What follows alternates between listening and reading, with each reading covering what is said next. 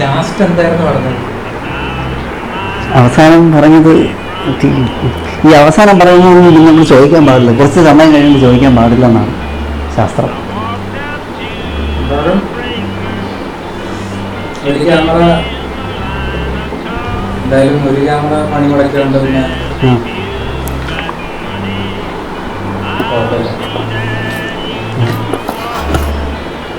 ഒരു ക്യാമറ പോയ സ്ഥിതിക്ക് നമുക്ക് ഇനിയിപ്പോൾ ഈ ഒരു ക്യാമറ മാത്രം ശ്രദ്ധിച്ചാൽ മതി.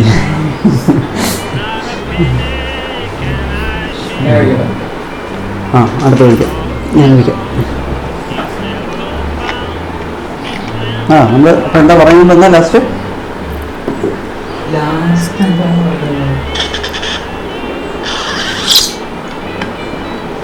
ഞാൻ ബേസിക്കലി ചോദിക്കാൻ ഉദ്ദേശിച്ചെന്ന് വെച്ചാല് മറ്റേ ഒറ്റ പാതയിലെ ഒരു സൈഡിൽ നിന്ന് ബേസിക്കലി ഇപ്പം ലുക്കിംഗ് ഗ്ലാസ് വരെ ഉള്ളൊരു ഇതുണ്ടല്ലോ, ഒരു പ്രോഗ്രഷൻ ഉണ്ടല്ലോ. അതും കൂടെ വർക്ക് ചെയ്യുന്നത് ഈ പറയുമ്പം ഞാൻ പറഞ്ഞ പോലെ തന്നെ ഒരു ഫാമിലി പോലെ വർക്ക് ചെയ്യുന്ന എന്താ പറയുക സെയിം ടീം തന്നെ വീണ്ടും വർക്ക് ചെയ്യുന്ന ആ ഒരു ഒരു പ്രൊഫഷനിലാണ് കൊടുക്കുന്നത്. അത് ആസ് എൻ ആക്ടർ ശ്രീകാന്ത് എങ്ങനെയാണ് അതിൻ്റെ ഗ്രോത്ത് കാണുന്നത്? ഗ്രോത്ത് കൂടുതൽ ഇപ്പോൾ എനിക്ക് കൂടുതൽ ഈ ആൾക്കാർ കൂടുതൽ കംഫർട്ടബിൾ ആയിക്കൊണ്ടിരിക്കുക. അതാണ് എന്നെ സംബന്ധിച്ച് അങ്ങനെയാണ്. പക്ഷെ ആദ്യമായിട്ടൊക്കെ നമ്മളിപ്പോൾ ഒരു സ്ഥലത്ത് പോകുമ്പോഴത്തേക്ക്, അല്ലെങ്കിൽ ആദ്യം ഒരു സിനിമയുടെ ഷൂട്ടിൻ്റെ ആദ്യത്തെ ഡേ, ഇപ്പോഴാണെങ്കിൽ പോലും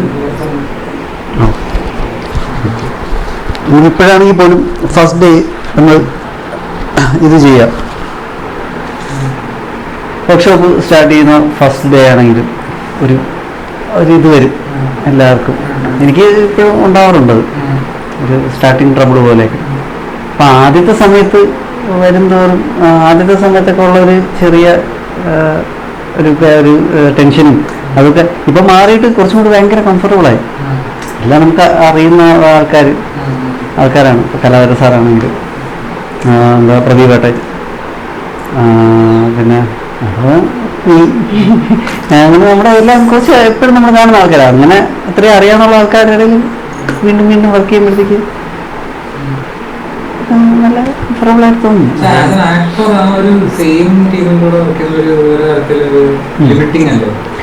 ലിമിറ്റിംഗ് ആണെന്ന് വെച്ചാൽ ഇപ്പോൾ അവിടെ ഒരുപാട് കംഫർട്ടബിൾ ആവുന്നത് ആവുമല്ലേ? അതൊരു വെച്ചാൽ അതൊരു നെഗറ്റീവ് ആവുമോ എന്നാണ് ചോദിക്കുന്നത്. ഇപ്പോൾ നമ്മളിപ്പോൾ ഇവിടെ ചെയ്യുമ്പോഴത്തേക്ക് ഓക്കെ, നമ്മളിപ്പോൾ ഇവിടെ മാത്രമേ, ഇപ്പം വേറെ ഒരിടത്ത് പോയാലും അങ്ങനെയല്ല. എന്താ ഇപ്പം ഇവിടെ ചെയ്ത് ഞാനിപ്പോൾ സാറിൻ്റെ കൂടെ നമ്മളൊരു ടീം വരുന്നു. ഞാൻ നേരത്തെ പറയുക നമ്മളൊരു ഫാമിലി ആയിട്ട് വരികയാണ്. നമ്മളൊരു സാധനം ചെയ്യുമ്പോൾ എനിക്കത് ഇതുവരെ നമ്മൾ ചെയ്ത് ഇംപ്രവൈസ് ചെയ്ത് വരികയാണ്. ഓരോ പ്രാവശ്യം നമ്മൾ ചെയ്യുമ്പോഴത്തേക്കും എന്തെങ്കിലുമൊക്കെ മിസ്റ്റേക്സ് ഉണ്ടാവും. ഇപ്പോൾ ഉദാഹരണത്തിന് സതീഷ് സാർ ഞാൻ അവരോട് സംസാരിച്ചിട്ട് ഉള്ള സമയത്ത് അവർ പറയുന്നത് എന്ന് വെച്ചാൽ, ഓരോ സിനിമ ചെയ്ത് കഴിഞ്ഞ് അടുത്ത സിനിമ ആകുമ്പോൾ അവർ ചിന്തിക്കുന്നത് കഴിഞ്ഞ സിനിമയിൽ നിന്ന് എങ്ങനെ ബെറ്റർ ആക്കാം. സാറ് പറയുന്നില്ല അത് ലാസ്റ്റ് സിനിമ അത് നന്നായിട്ടില്ല, അതിനകത്ത് ചില പോരായ്മകളുണ്ട്. ഇങ്ങനെ സാറ് പറയും. അവരെന്നെ പേഴ്സണലി സംസാരിക്കുമ്പോഴത്തേക്ക് സാറ് പറയും അതിനകത്ത് 1-2 സാധനങ്ങൾ ഇങ്ങനെ ശരിയായിട്ടില്ല.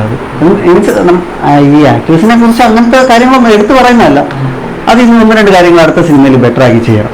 അപ്പോൾ എല്ലാവരും ഇങ്ങനെ വിദ്യാർത്ഥികളാണ്, പഠിച്ചുകൊണ്ടിരിക്കുകയാണ് ഓരോന്ന് എന്ന് പറയും പോലെ നമ്മൾ ഒരുമിച്ചൊരു കാര്യം ഈ സിനിമ ഇപ്രാവശ്യം ഈ ഒരു സിനിമ ചെയ്യും, അടുത്ത പ്രാവശ്യം ചെയ്യുമ്പോൾ കഴിഞ്ഞ സിനിമയെക്കാളും കൂടുതൽ നല്ലൊരു സാധനം വരാനേ അത് ഒരു നല്ലൊരു ഔട്ട്പുട്ട് വരാനുള്ള സാധ്യതയുള്ളൂ. പിന്നെ ആസ് എൻ ആക്ടർ എന്നുള്ള രീതിയിൽ പറഞ്ഞ പോലെ ലിമിറ്റേഷൻസ് വരാം. ഒരുപാട് കംഫർട്ടബിൾ ആകുന്ന നമ്മൾ കംഫർട്ട് സോൺ പൊളിച്ചിട്ടൊക്കെ പോകുന്നത് കുറച്ചുകൂടി വളരാൻ അല്ലേ എളുപ്പമാണ് എന്നൊക്കെയുള്ള രീതിയായിരിക്കും ഞാൻ ഉദ്ദേശിച്ചത്. കാരണം നിങ്ങൾ ഒരേ ടീമിനോട് വർക്ക് ചെയ്ത് വരുമ്പോഴത്തേക്കും അടുത്ത പടവും അവസാന പ്രദർശനം ഇവിടെ ചെയ്യുമ്പോഴത്തേക്കും ഒരു തരത്തിൽ നിങ്ങൾ എക്സ്പെക്ട് ചെയ്യാണല്ലോ, ഓൾറെഡി പ്രൊഡിക്റ്റ് ചെയ്യാൻ പറ്റുന്നുണ്ടല്ലോ ഇതായിരിക്കും അവർക്ക് ആവശ്യം, ഇന്ന രീതിയിലുള്ള അഭിനയം അല്ലെങ്കിൽ ഇന്ന രീതിയിലുള്ള ഡയലോഗ് ഡെലിവറി അല്ലെങ്കിൽ ഇവര് ഡീൽ ചെയ്യാൻ ഉദ്ദേശിക്കുന്ന തീമുകൾ ഇതായിരിക്കും എന്നൊരു പ്രൊഡിക്റ്റ് ചെയ്യാൻ പറ്റില്ല. ഒരു സ്റ്റൈൽ, അവരുടെ ഒരു സ്റ്റൈൽ. അവർ ഡീൽ ചെയ്യുന്ന തീമുകളും ലൈഫ് ഡെത്ത് എന്നുള്ള ജേർണി, ശരി, അല്ലെങ്കിൽ ഡെത്തിന്റെ പെർസ്പെക്റ്റീവിൽ നിന്ന് എങ്ങനെയാണ് ലൈഫിന്റെ ഒരു ഇതിനെ കാണുന്നത്. അത് എനിക്കത് കൺസിസ്റ്റന്റ് ആയിട്ടുള്ള ഒരു തീമാണെന്ന് തോന്നുന്നു അവരുടെ. അതെ, വളരെ ഫിലോസഫിക്കലായിട്ട് കാര്യങ്ങൾ അവതരിപ്പിക്കുന്നതാണ് അവരുടെ സിനിമകളിലെ സബ്ജക്ട്സ് നോക്കിയാലും അറിയാം. നമുക്ക് ഡെത്ത്, മരണം, ഏകാന്തത, മനുഷ്യൻ എന്ത് ഇഷ്ടപ്പെടുന്നില്ല അല്ലെങ്കിൽ മനുഷ്യൻ മുഖം തിരിച്ചു നിൽക്കുന്ന കാര്യങ്ങളാണ് അവർ സിനിമകളിലൂടെ പറയുന്നത്. ആരെങ്കിലും അംഗീകരിച്ചാലും ഇല്ലെങ്കിലും അവർക്ക് അത്ര കംഫർട്ടബിൾ അല്ലെങ്കിലും അതാണ് സത്യം. എനിക്ക് സിനിമയിൽ നിന്നപ്പുറം ഒരു സാധാരണ ഒരു സിനിമ അവരൂടെ ചെയ്യുന്നു എന്നതിനപ്പുറത്തേക്ക് എനിക്ക് എൻ്റെ ജീവിതത്തിലും ഒരുപാട് ലെസൺസ് എനിക്ക് എടുക്കാൻ പറ്റിയിട്ടുണ്ട്.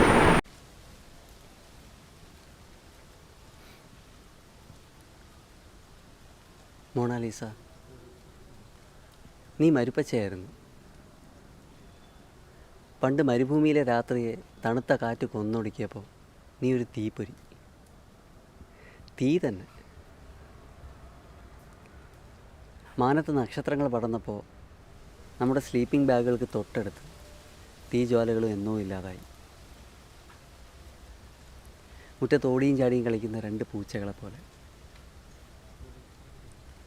കുസൃതികൾ, നിൻ്റെ കണ്ണുകൾ, നിൻ്റെ പുഞ്ചിരി ആരുടെയോ ദിവസങ്ങളെ പ്രകാശിപ്പിച്ചേക്കാം. സത്യമാണ്, എന്നുമെന്നും നിൻ്റെ ചെറിയ ചന്തമുള്ള കൈനിറയെ തുളുമ്പിപ്പോവാതെ നീ കാക്കുന്ന സന്തോഷം. നീ തെരുവ് മുറിച്ച് ഐസ്ക്രീം കഴിക്കാൻ പോകുമ്പോൾ 1000 ദൈവങ്ങൾ നിന്നെ കടന്നു പോകുന്നുണ്ടായിരുന്നു. നിന്നോടൊപ്പം നടക്കാൻ ഒരപരിചിതൻ. ഇരുമ്പ് കൊണ്ട് തീർത്ത മുറിയിൽ നിൻ്റെ കൈ പിടിച്ച് അറിയാത്തൊരാൾ ആകാശത്തിൻ്റെ മട്ടുപ്പാവിലേക്ക് വരുന്നു.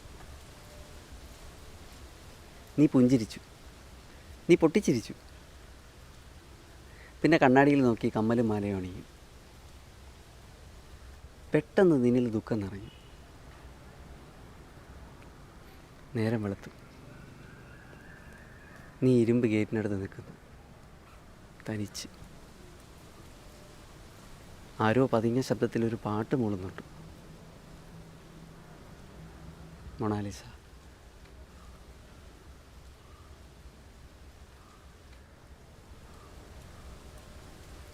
കണ്ണിപ്പെടാതെ ആ അപരിചിതനും അടുത്ത് തന്നെ ഉണ്ട്.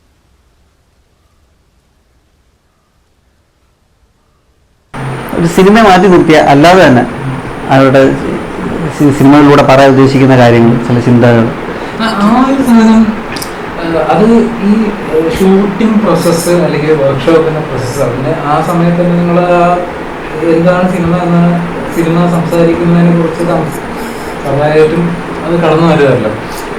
അത് ആ പ്രോസസ്സിന്റെ ഇടയ്ക്കാണ് ഇത് തോന്നുന്നത്, അതോ ഈ ഒരു ഫിനിഷ്ഡ് പ്രൊഡക്റ്റ് കണ്ടു കഴിയുമ്പോൾ, എസ്പെഷ്യലി ഒരു ആക്ടർ, അതിൽ വർക്ക് ചെയ്യുന്ന ഒരു ആക്ടർ ഇമ്മീഡിയറ്റ്ലി ആ പടം കാണുമ്പോൾ എനിക്ക് അറിഞ്ഞോ ശ്രീറാം എങ്ങനെയാണ് ആ പ്രോസസ് ചെയ്തൊരു പടം. ആനന്ദ് മൊണാലിസനെ എടുക്കാം, അല്ലെങ്കിൽ സുനേത്ര എടുക്കാം, അല്ലെങ്കിൽ ഇപ്പൊ ലുക്കിംഗ് ഗ്ലാസ് എടുക്കാം. അത് വർക്ക് ചെയ്ത് കഴിഞ്ഞിട്ട് ആ പടം കാണുമ്പോൾ ആ ഫിനിഷ്ഡ് പ്രൊഡക്റ്റ് അല്ലെങ്കിൽ ഫിനിഷ്ഡ് ആ ഫിലിം കാണുമ്പോഴാണ് അതിൻ്റെ ഒരു ഓക്കെ ഈ ഒരു പ്രോഗ്രഷൻ ഇങ്ങനെ ആയിരുന്നു എന്നുള്ളൊരു സാധനം കത്തുന്നത്. അപ്പോൾ ഈ പ്രോസസ്സിൻ്റെ ഇടയ്ക്ക് തന്നെ ഈ പറയുന്ന ശ്രീറാമിന്റെ റിയൽ ലൈഫിലോട്ട് അത് അഫക്ട് ചെയ്യുന്നത് ആ പ്രോസസ്സിന്റെ ഇടയ്ക്ക് തന്നെ ഉണ്ടാവാറുണ്ടോ? ഉണ്ടാവും. ആ പ്രോസസ് ഫൈനൽ ഔട്ട് കണ്ടതിന് ശേഷമല്ല, ആ സംസാരത്തിലൂടെ, ആ സിനിമയ്ക്ക് മാസങ്ങൾക്ക് മുമ്പ് തന്നെ നമ്മൾ അതിനെക്കുറിച്ച് സംസാരിച്ചു തുടങ്ങും. ആ സ്ക്രിപ്റ്റ് ആവുന്നതിന് മുമ്പ് തന്നെ സാറ് സംസാരിക്കും നമ്മൾ ആ ക്യാരക്ടറിനെ പറ്റിയും ആ കഥയെ പറ്റിയും. കഥയ്ക്കപ്പുറം അതിനകത്ത് കിടക്കുന്ന മീനിങ് ഫുൾ ആയിട്ടുള്ള കാര്യങ്ങളുണ്ടല്ലോ, അതിനെക്കുറിച്ചുമൊക്കെ സംസാരിക്കാറുണ്ട്. അപ്പോൾ ഒരു സിനിമ പൂർത്തിയായതിനു ശേഷം, അത് കണ്ടു കഴിഞ്ഞതിന് ശേഷമല്ല ഞാനത് റിയലൈസ് ചെയ്യുന്നത്. ആ പ്രോസസ്സിലൂടെ തന്നെ എനിക്ക് പല കാര്യങ്ങളും പഠിക്കാൻ പറ്റുന്നുണ്ട്. അപ്പോൾ അതൊക്കെ ഉൾക്കൊണ്ട് കൂടെയാണ് വർക്ക് ചെയ്യാൻ പറ്റുന്നത്. അത് മാനസികമായിട്ട് അതും കൂടെ ഞാൻ ഉൾക്കൊള്ളുന്നുണ്ട്. അത് ചില അഭിപ്രായ വ്യത്യാസങ്ങളുണ്ടാവും. ചിലപ്പോൾ സാറ് പറയുന്ന ചില കാര്യങ്ങൾ അത് അത്ര കറക്റ്റായിട്ട് തോന്നുന്നില്ല. അത് ആസ് എൻ ആക്ടർ എന്നുള്ള രീതിയിൽ അവിടെ അത് നോക്കേണ്ട കാര്യമില്ല. ഒരു ഡയറക്ടർ എന്താണോ അദ്ദേഹത്തിന് വേണ്ടത് അതാണല്ലോ നമുക്ക് കൊടുക്കാൻ നമ്മൾ ഏറ്റവും കൂടുതൽ ആഗ്രഹിക്കുന്നത്. പക്ഷെ പല കാര്യങ്ങളിലും എനിക്ക് ഒത്തുപോകുന്നതായിട്ടാണ് തോന്നിയിട്ടുള്ളത്. അവരുടെ ഒരു ഐഡിയോളജിയിലും എനിക്ക് ചെയ്യാൻ ഇഷ്ടമാണ്. ഞാൻ അത്ര കംഫർട്ടബിൾ ആണ് ചെയ്യാൻ. പിന്നെ ഒരുപാട് കംഫർട്ടബിൾ ആവുമില്ല, അതിൻ്റെ ദോഷം അതിനെക്കുറിച്ച് എനിക്ക് അറിഞ്ഞൂടാ. കാരണം ഞാൻ വേറെ കാര്യങ്ങൾ ചെയ്യുന്നുണ്ട്. ഇപ്പം വേറെ ടീം കൂടെ ചെയ്യുന്നുണ്ടല്ലോ ഷോർട്ട് ഫിലിംസ്. അല്ലാതെ എനിക്ക് അവസരങ്ങൾ കിട്ടുക എന്നുള്ളതാണ് ഒരു ആക്ടറിനെ സംബന്ധിച്ച് ഏറ്റവും വലിയ കാര്യം. പുതിയ പുതിയ സാധനങ്ങൾ ചെയ്യാൻ അവസരം ഉണ്ടാവും. അപ്പോൾ ഞങ്ങളുടെ ഫാമിലിയിൽ വന്ന് ചെയ്യുന്ന സമയത്ത് അത്രയും കംഫർട്ടബിളായിട്ട് അടിപൊളിയായിട്ടൊരു സാധനം ചെയ്യുക. അത് കഴിഞ്ഞിട്ട് വേറെയും വരും, അവിടെ പോയി അവിടെ ചെയ്യുക. ഞാൻ എല്ലാം എക്സ്പീരിയൻസ് ചെയ്യുന്നുണ്ട്. അപ്പോൾ ഒരു പ്രൊജക്ട് ഈ ഒരു ഫാമിലിയുടെ ഔട്ട്സൈഡ് ഒരു പ്രൊജക്ട് ചെയ്യുമ്പോഴത്തേക്കും വേറൊരു തരത്തിൽ as an actor Sreeram prepare ചെയ്യേണ്ടി വരുന്നുണ്ടോ? ലൈക്ക് ഒരു തരത്തിൽ വേറെ രീതിയിൽ ചിന്തിച്ചു തുടങ്ങണം, വേറെ രീതിയിൽ വേറൊരു പെർഫോമൻസ് ആയിരിക്കും അവർ ആവശ്യപ്പെടുന്നത്. ആയിരിക്കും, തീർച്ചയായിട്ടും. എനിക്ക് അങ്ങനെ അനുഭവങ്ങൾ ഉണ്ടായിട്ടുണ്ട്. ഓരോ സ്ഥലത്തും ഓരോ ആൾക്കാർക്കും ഓരോ കാഴ്ചപ്പാടാണ്. ഈ ബൗസനും ബ്രദേഴ്സ് തന്നെ ആയിരിക്കില്ല വേറൊരു ആളെ ചിന്തിക്കുന്നത്. അയാൾക്ക് വേണ്ട ആ പുള്ളി എന്ത് പറയുന്നോ അവരെ ഉൾക്കൊള്ളാൻ ശ്രമിക്കാറുണ്ട്. പിന്നെ നമ്മുടെ ചില സജഷൻസ് പറയുമ്പോഴത്തേക്ക് ചിലപ്പോൾ അത് ഓക്കെ ആണെങ്കിൽ അവർ ഓക്കെ എന്ന് പറയും. അല്ലാതെ അവർക്ക് എന്താണോ വേണ്ടത് അത് കൊടുക്കാനാണ് ഞാൻ മാക്സിമം ശ്രമിക്കുന്നത്. അതാണ് എൻ്റെ ഒരു വിശ്വാസത്തിൽ, അതാണ് ശരി, അതല്ലേ ശരി. അവരുടെ ഒരു സിനിമ, അവരുടെ ആരുടെ ആണെങ്കിലും സിനിമ ഒരു ഡയറക്ടറിൻ്റെതാണ്, അല്ലെങ്കിൽ ചെയ്യുന്ന ഷോർട്ട് ഫിലിമോ എന്താണെങ്കിലും ആ ഡയറക്ടറിൻ്റെയാണ്. അദ്ദേഹത്തിന് ഹാപ്പി ആയിട്ട് എന്താണോ സ്ക്രീനിൽ വേണ്ടത് അതെന്നെ കൊണ്ട് ചെയ്യാൻ പറ്റണേ എന്നുള്ളൊരു പ്രാർത്ഥനയിലാണ് ഞാൻ പോകുന്നത്. അപ്പോൾ എനിക്ക് പ്രത്യേകിച്ച് പ്രിപ്പയർ ചെയ്യേണ്ട ആവശ്യം അങ്ങനെ വന്നിട്ടില്ല. ഒരു സെറ്റിൽ വേറൊരു ടീമിൻ്റെ അടുത്ത് പോകുമ്പോൾ അവരായിട്ടൊക്കെ ഇരുന്ന് കംഫർട്ടബിളായി ഓക്കെയാണ്. ഏകദേശം നമുക്ക് മനസ്സിലാക്കാൻ പറ്റും അവരോടൊക്കെ സംസാരിക്കുമ്പോൾ എന്താണ് അവർ ഉദ്ദേശിക്കുന്നത് എന്നൊക്കെ ഒരു പരിധി വരെ എനിക്ക് ഇങ്ങനെ മനസ്സിലാക്കാൻ പറ്റാറുണ്ട് പലപ്പോഴും. അപ്പോൾ അതിനനുസരിച്ച് അവരെ കൂടെ ഒന്നും ചെയ്യാം. അങ്ങനെ ഉൾക്കൊള്ളാൻ പറ്റാത്തൊരു സാധനമാണ് ശ്രീറാമിന് തരുന്നത്. പക്ഷെ അത് ഇവഞ്ചലി അത് ചെയ്തേ പറ്റുള്ളൂ. അപ്പൊ അത് എങ്ങനെയാണ് അതിനെ ബിലീവബിൾ ആക്കുന്നത്? ലൈക് സ്വയം നമ്മൾ സ്വയം വിശ്വസിക്കേണ്ടി വരും. ആദ്യം പറഞ്ഞില്ല, റിലേറ്റബിലിറ്റി ആണ് ആദ്യം നോക്കുന്നത് എന്ന് പറയുന്നത് ക്യാരക്ടർ കിട്ടുമ്പോഴത്തേക്കും.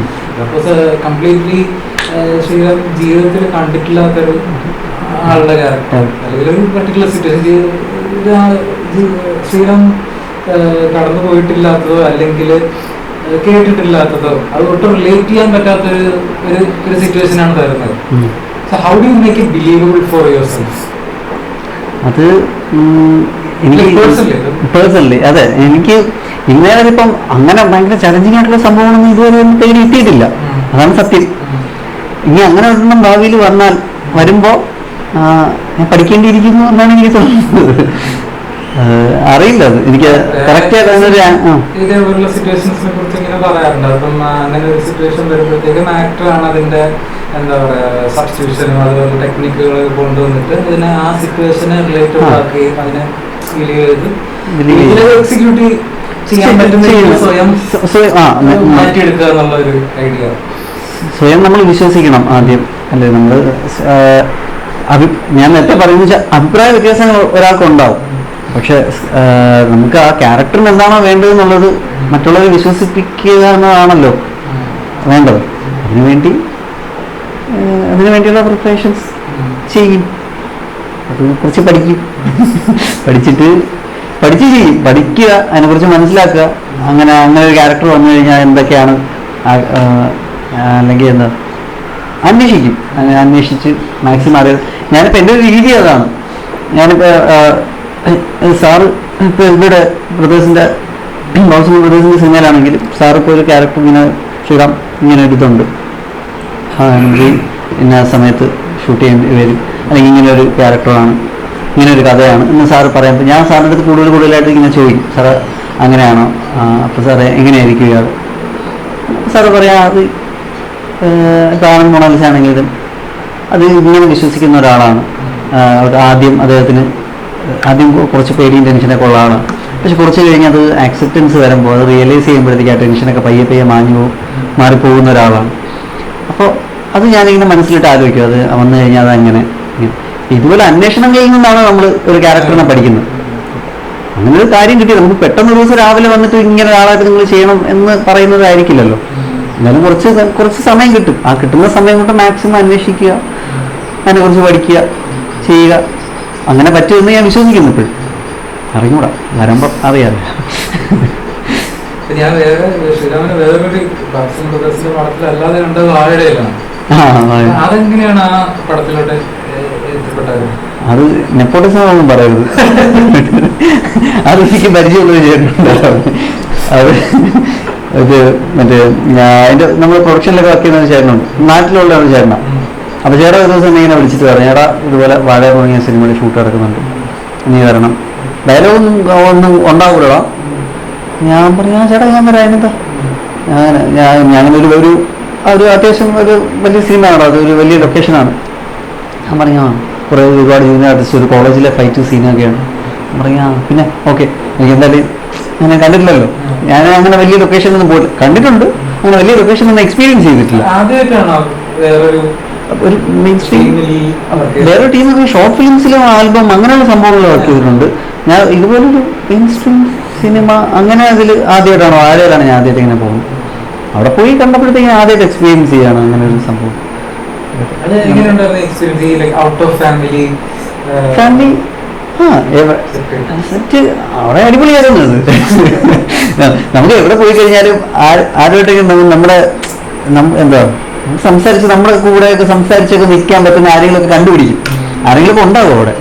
ഇതുവരെ അങ്ങനെ ഒരിടത്തും ആരും ഉണ്ടാകാതിരുന്നിട്ടില്ല. എവിടെ പോയാലും നമ്മുടെ സിനിമയിലാകുമ്പോഴത്തേക്കും നീയും ഉൾപ്പെടെയുള്ള നമ്മുടെ വേറെ ഫ്രണ്ട്സ് ആയിരുന്നു, നമ്മുടെ വൈകിട്ടുള്ള കുറേ ആൾക്കാർ അവിടെ ഉണ്ടാവും എവിടെയെങ്കിലുമൊക്കെ. അവിടെ ഉണ്ടായിട്ടുണ്ട്. അടിപൊളിയായിരുന്നു. ഇത് ഒരു 4 ഞായറാഴ്ചകളായിരുന്നു അവിടെ ഷൂട്ട്. അപ്പോൾ ആദ്യം ഒരു ഞായറും തിങ്കളും കൊണ്ട് തീരേണ്ട ഷൂട്ടായിരുന്നു അത്. അപ്പോൾ നിങ്ങൾ അങ്ങനെയാണ് പ്ലാൻ ചെയ്തത്. അപ്പോൾ അതൊരു സ്കൂളാണ്, അത് ക്രൈസ്റ്റ് കോളേജിൻ്റെ അടുത്തുള്ള ഒരു സ്കൂളാണ്. അപ്പോൾ ഇരിങ്ങാലക്കുട. അവിടുന്ന് പിന്നെ ഇത് അവിടെ എൻ്റെ ലീവിന്ന് ആ സ്കൂളിൽ അവധി കിട്ടാത്തതുകൊണ്ട്, മീൻസ് ഷൂട്ട് ചെയ്യാൻ പെർമിഷൻ ഇല്ല സ്കൂളുള്ള സമയത്ത്. അപ്പം 4 ഞായറാഴ്ചകളിലായിട്ടാണ് വെച്ചത്. അപ്പോൾ ഞാൻ ഡെയിലി അല്ല, ഓരോ ഞായറാഴ്ച ഞാൻ എടപ്പള്ളിയിൽ നിന്ന് രാവിലെ എൻ്റെ സ്കൂട്ടർ ഓടിച്ച് ഇരിങ്ങാലക്കുട പോയി അങ്ങനെ എല്ലാ ഞായറാഴ്ചയും പോയിട്ട് അങ്ങനെ 4 ഞായറാഴ്ച കൊണ്ടാണ് തീർത്തത്. അത് ഞാൻ ട്രിവാൻഡ്രം പട്ടിയൂർക്കോ.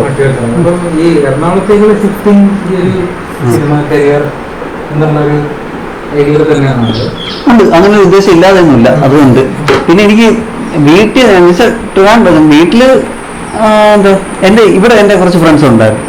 അപ്പം അവര് നേരത്തെ എൻ്റെ അടുത്ത് 1-2 വർഷം മുമ്പ് എൻ്റെ അടുത്ത് പറഞ്ഞിരുന്നു, എടാ നീ ഇങ്ങോട്ട് കയറി വാ, നമുക്ക് ഇവിടെ പൊളിക്കാം, അങ്ങനെയൊക്കെ നിൽക്കാം എന്നൊക്കെ പറയാം. അപ്പം ഞാൻ വരാം.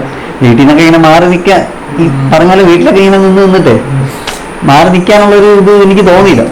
പക്ഷെ കുറച്ച് ആളായിട്ട് ആഗ്രഹം ഉണ്ടായിരുന്നു. ഞാൻ മനസ്സിലായി എങ്ങോട്ടെങ്കിലും എടുത്ത് വീട്ടിൽ നിന്നൊന്ന് മാറി നിൽക്കണം. അതെൻ്റെ ഫസ്റ്റ് ഉദ്ദേശം. പിന്നെ രണ്ടാമത് ഈ പറഞ്ഞ ഉദ്ദേശമുണ്ട്, ഇവിടെ വരണം. ഞാനിപ്പോൾ വർക്ക് ചെയ്യുന്നത് സൈനയിലാണ്, സൈന വീഡിയോസ്. അവിടെ എഡിറ്റിംഗ്, സോഷ്യൽ മീഡിയ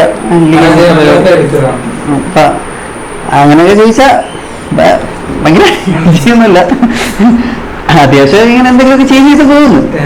അപ്പോൾ അവിടെ മുമ്പോട്ട് ഈ സോഷ്യൽ മീഡിയ ഹാൻഡിൽ ചെയ്യുന്നത് ഈ യൂട്യൂബ്, ഫേസ്ബുക്ക് ഒക്കെ ഉണ്ട്. അപ്പോൾ അതൊക്കെ ഇങ്ങനെ ഹാൻഡിൽ ചെയ്യുക, അങ്ങനത്തെ പരിപാടിയൊക്കെയാണ് അവിടെ. ഇപ്പോൾ 1.5 വർഷമായി ഞാൻ അവിടെ വർക്ക് ചെയ്യാൻ തുടങ്ങി. പിന്നെ ഈ സൈന, എനിക്ക് ആ പേര് നമ്മൾ ചെറിയ കുട്ടിക്കാലത്തൊക്കെ സിനിമ കാണുമ്പോഴത്തേക്ക് സി ഡിയിലൊക്കെ സൈന എന്ന് എഴുതി കാണിച്ചിട്ടുള്ള ഒരു ഇതേ ഉള്ളൂ, എന്താണ് പരിപാടി എന്ന് പറഞ്ഞുകൂടാ. അപ്പോൾ അവൻ ഇവിടെ കയറി, അവൻ അവിടെ വർക്ക് ചെയ്യണം സൈനയിൽ. എൻ്റെ അടുത്ത് പറയാൻ അവിടെ ഒരു വേക്കൻസി ഉണ്ട്, നീ വാ, എനിക്ക് അത്യാവശ്യം ഇതൊക്കെ അറിയാമല്ലോ എന്ന് പറഞ്ഞു.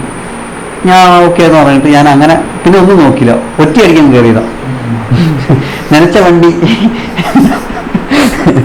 അങ്ങനെ കയറി വന്ന് ഇവിടെ വന്നിട്ട് ഇപ്പോൾ അതിന് ശേഷം ഇവിടെ ഒരുപാട് സുഹൃത്തുക്കളൊക്കെ വന്നു, കുറേ ആൾക്കാരൊക്കെ പരിചയപ്പെടാൻ പറ്റി. വന്ന സമയത്ത് കുറച്ച് ബുദ്ധിമുട്ടായിരുന്നു, നാട്ടിൽ നിന്നൊക്കെ വന്നതിൻ്റെ ഒരു. ഇപ്പൊ പക്ഷെ കുഴപ്പമില്ല, ഇപ്പൊ ഹാപ്പിയാണ്, അടിപൊളിയാണ്.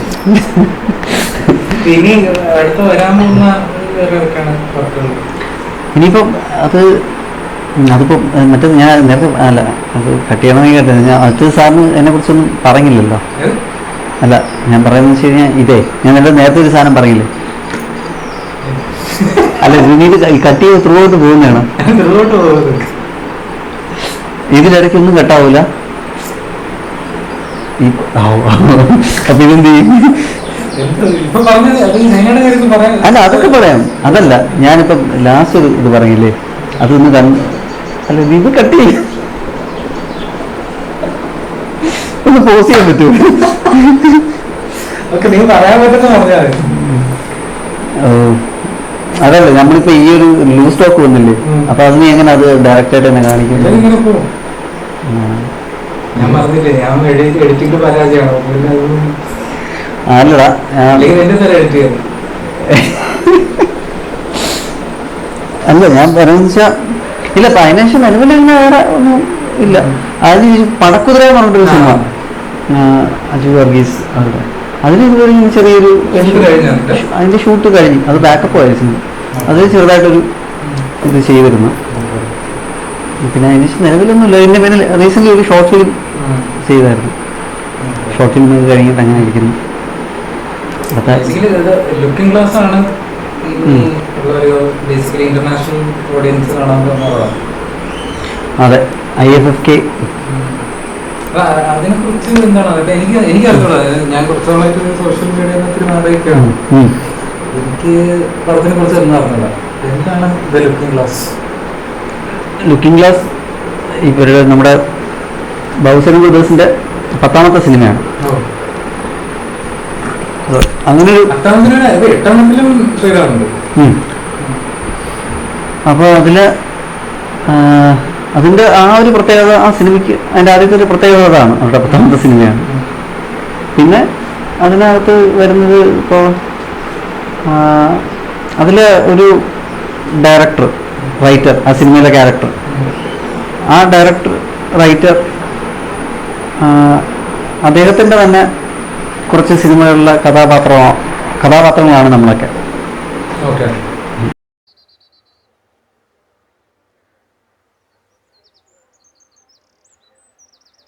ഈ സൺസെറ്റ് എവിടെ ഇരുന്ന് കണ്ടാലും ഒരു പ്രത്യേക ഭംഗിയാണല്ലേ.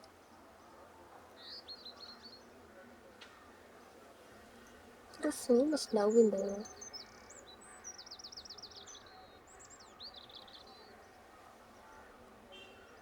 ഈ ആളുകൾക്ക് ലവ് എന്ന് വെച്ചാൽ എന്തോ ഭയങ്കര സംഭവം. ഒന്നുകിൽ ആരെങ്കിലും സ്നേഹിക്കും, അല്ലെങ്കിൽ ആരെങ്കിലും അവരെ സ്നേഹിക്കും. സ്നേഹത്തിന് എന്താണ് ഒരു തെറ്റ്?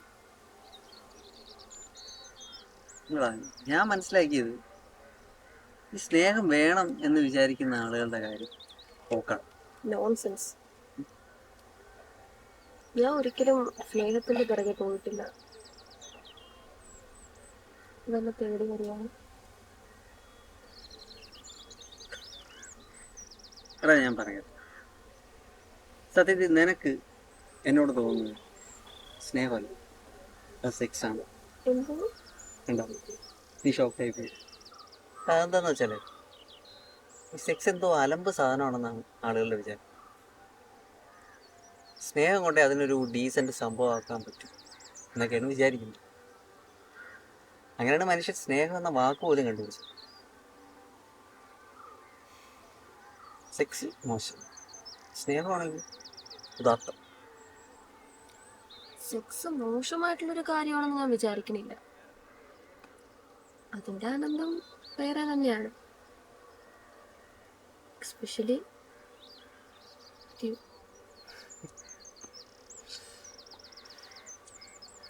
പക്ഷെ സ്നേഹമില്ലെങ്കിൽ വെറും.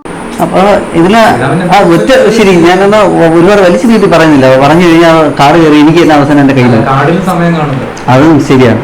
ഞാൻ ഒറ്റ ഇതിൽ പറഞ്ഞു കഴിഞ്ഞപ്പോൾ ഈ ആ ആക്ടർ അല്ലെങ്കിൽ ആ റൈറ്റർ അദ്ദേഹത്തിന്റെ കഥാപാത്രം ഒരു കഥാപാത്രം തന്നെ അദ്ദേഹത്തിനെതിരായിട്ട് തന്നെ തിരിയുന്ന, അദ്ദേഹത്തിന് എതിരാകുന്ന. അല്ല അങ്ങനെയല്ല, ഇത് അല്ലാതെ തന്നെ അതിനകത്ത് വേറെ കുറെ കാര്യങ്ങളുണ്ട്. സാറിന് തന്നെ നമ്മുടെ നേരത്തെ കാണിച്ച സിനിമകൾ, നേരത്തെ ഉണ്ടായിട്ടുള്ള സിനിമകളുണ്ടല്ലോ അവരുടെ തന്നെ, ആ സിനിമകളുടെ റെഫറൻസും അതിലുണ്ട്. അപ്പൊ അതിലെ കഥാപാത്രം ഇത് ഈ സിനിമയിലെ എൻ്റെ കഥാപാത്രത്തിന്റെ പേര് ശ്രീറാം തന്നെയാണ്. അപ്പൊ നമ്മുടെ കലാധരൻ സാറാണ് ഡയറക്ടറായിട്ട്, ആ റൈറ്ററായിട്ടുള്ള ക്യാരക്ടർ ചെയ്യുന്നത് കലാധരൻ സാറാണ്. പിന്നെ ചിന്മയ്, ജ്വാലയാണ് നായികയായിട്ട് വരുന്നത്. ജ്വാല എസ് പരമേശ്വർ. അപ്പോൾ നമ്മൾ ഈ 4 ക്യാരക്ടേഴ്സാണ് മെയിനായിട്ട് ഇതിനകത്തുള്ളത്. പടം കണ്ടായിരുന്നോ? ഇല്ല, ഞാൻ സിനിമ കണ്ടില്ല. IFKയിൽ വലിയ സ്ക്രീനിൽ കാണാം, നന്നായിട്ട് കാണണം എന്ന് വിചാരിച്ചിരിക്കുന്നു. അപ്പോൾ അതാണ് സംഭവം. അപ്പോൾ ആ ഡയറക്ടറിൻ്റെ തന്നെ ചിന്തയിലുള്ള ആക്ച്വലി അവർ തന്നെയാണ്, അവരുടെ ചിന്തകൾ തന്നെയാണ് ഈ റൈറ്ററിന്, മെയിൻ ക്യാരക്ടറായ റൈറ്ററിൽ കൂടെ പറയാൻ ഉദ്ദേശിക്കുന്നത്. അവരുടെ അല്ല, എല്ലാം അങ്ങനെയാണല്ലോ, അവരുടെ ചിന്തകളാണ്. അപ്പോൾ ഇതിന് മുമ്പ് കഴിഞ്ഞ സിനിമകളിലെ റെഫറൻസ് ഇതിലുണ്ട്. അതിലെ ചില സീൻസുകൾ ഇതിനകത്ത് വരും. ഇതിനു മുമ്പ് ഞാൻ ചെയ്തിട്ടുള്ളത് ആ ക്യാരക്ടർ, കലാകാരൻ സാർ ചെയ്തിട്ടുള്ള ക്യാരക്ടർ, അത് ഉൾപ്പെടെയുള്ള കാര്യങ്ങളൊക്കെ ഇതിനകത്ത് റെഫറൻസ് ആയിട്ട് കാണിക്കുന്നുണ്ട്. അങ്ങനെയൊക്കെ കാണിച്ച് വരുന്നൊരു സിനിമയാണ്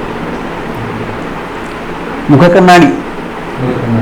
ലുക്കിംഗ് ഗ്ലാസ് എന്ന അദ്ദേഹത്തിൻ്റെ തന്നെ ഞാൻ മനസ്സിലാക്കിയത് അങ്ങനെ, ആ റൈറ്ററിൻ്റെ തന്നെ കാഴ്ചപ്പാടുകൾ അദ്ദേഹം ഒരു കണ്ണാടിയിൽ പോലെ കാണുന്ന കാര്യങ്ങളാണ് ഈ സിനിമയിൽ പറയുന്നത്.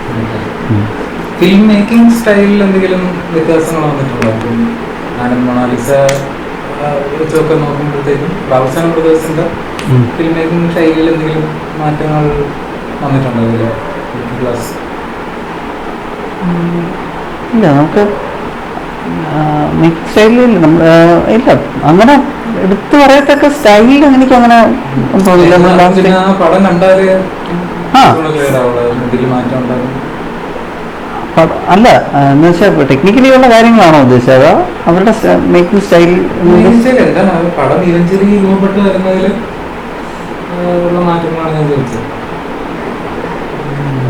അങ്ങനെ എനിക്ക് ഇതൊന്നും തോന്നുന്നില്ല. എന്തായാലും കാണാം. ഒരു ഡിഫറെൻ്റ് ആയിട്ടുള്ള സിനിമ തന്നെയാണിത്. ഇതുവരെ ചെയ്തിട്ടുള്ളതിലും ഡിഫറെൻ്റ് ആയിട്ടുള്ളൊരു സംഭവമാണിത്. ഞാൻ നേരത്തെ പറയില്ലേ, ബാക്കി സിനിമകളിലെ റെഫറൻസ് ഉൾപ്പെടെ അതൊക്കെ ഇപ്പം എന്ന് വെച്ചാൽ അവരുടെ എല്ലാ സിനിമകളും കാണുന്ന ഒരാൾക്ക് ഇത് മനസ്സിലാവൂ എന്നൊന്നുമില്ല. അത് കാണാത്ത ഒരാൾക്കും ഉറപ്പായിട്ട് ഇത് മനസ്സിലാക്കും. കണ്ടിട്ടുള്ളവർക്ക് കുറച്ചും കൂടി കാര്യങ്ങൾ കൂടുതൽ കണക്റ്റ് ആവും, നേരത്തെ ഉള്ള സിനിമകളൊക്കെ കണ്ടിട്ടുണ്ടെങ്കിൽ.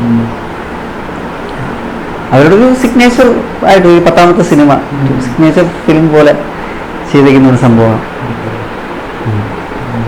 എനിക്ക് ഈ ഒരു കോൺവെർസേഷൻ ആക്ച്വലി ഞാൻ പറഞ്ഞ ആ ആനന്ദ് മൊണാലിസയുടെ ഷൂട്ടിന്റെ സമയത്തുള്ള ഒരു തരത്തിൽ എനിക്ക് സംസാരിക്കാൻ പറ്റാത്തതിന്റെ ഒരു തരത്തിലൊരു ഫില്ലറാണ് ഈ കോൺവെർസേഷൻ. ചോദിക്കാൻ ഞാൻ എന്താ പറയുക ആഗ്രഹിച്ചിരുന്ന പല കാര്യങ്ങളാണ് ഇപ്പൊ ഈ കോൺവെർസേഷനിൽ വന്നത്. ഇനിയും കുറെ സാധനങ്ങൾ ചോദിക്കാനുണ്ട്, പക്ഷേ അടുത്ത പ്രാവശ്യം സംസാരിക്കാം, കുറച്ചുകൂടെ ഡീറ്റെയിൽ ആയിട്ട് തന്നെ കാര്യങ്ങൾ ചോദിക്കണമെന്നുണ്ട്. അപ്പൊ ഫുള്ള് ചോദിച്ചു കഴിയുന്നാണോ പറയുന്നത്? ഞാൻ ചോദിക്കാൻ കഴിഞ്ഞില്ല. അല്ല, ഗണേശന്റെ സിനിമയെ കുറിച്ചൊന്നും പറഞ്ഞില്ല.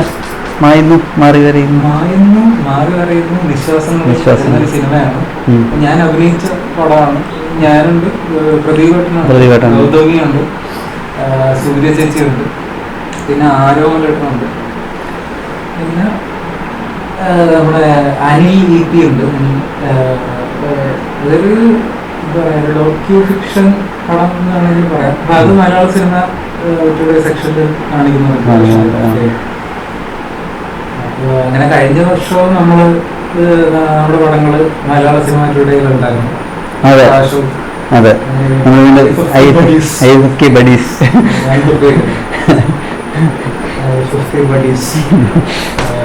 ആവുമ്പോഴാണ് അങ്ങനെ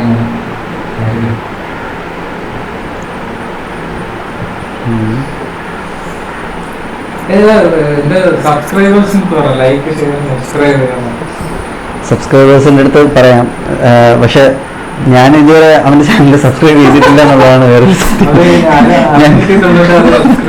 എന്തായാലും 597 ആവും. 597ാമത്തെ ആളാണ് ഞാൻ. ഞാനിപ്പോൾ ചെയ്യും. ആ പേര് ഞാൻ നേരത്തെ നോക്കിയിട്ട് സ്പെല്ലിംഗ് തെറ്റിപ്പോയി, കിട്ടിയില്ല. അങ്ങനെ അപ്പോൾ എല്ലാവരും ചെയ്യണം, എല്ലാവരും സബ്സ്ക്രൈബ് ചെയ്യണം. പരാജയം അല്ലാത്ത ഒരു എഡിറ്ററിൻ്റെ അല്ല, പരാജയം ഇങ്ങനെ തീർന്നോ?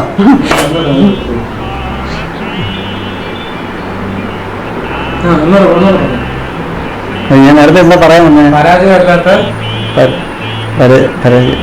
ഞാൻ എന്തോ സാധനം പറയാൻ വന്നേന്ന്. പഞ്ചായിരുന്നു അത്, പരാജയമല്ലാത്ത.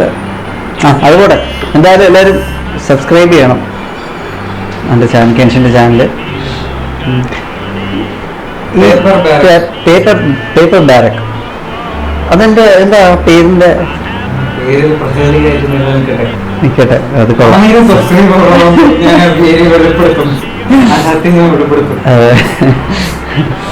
ഓക്കെ.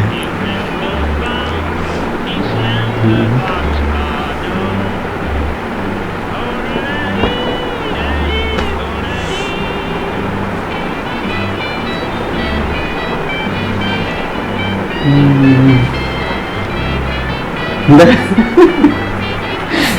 കഴിഞ്ഞ ഓഫ് ചെയ്യുന്നു?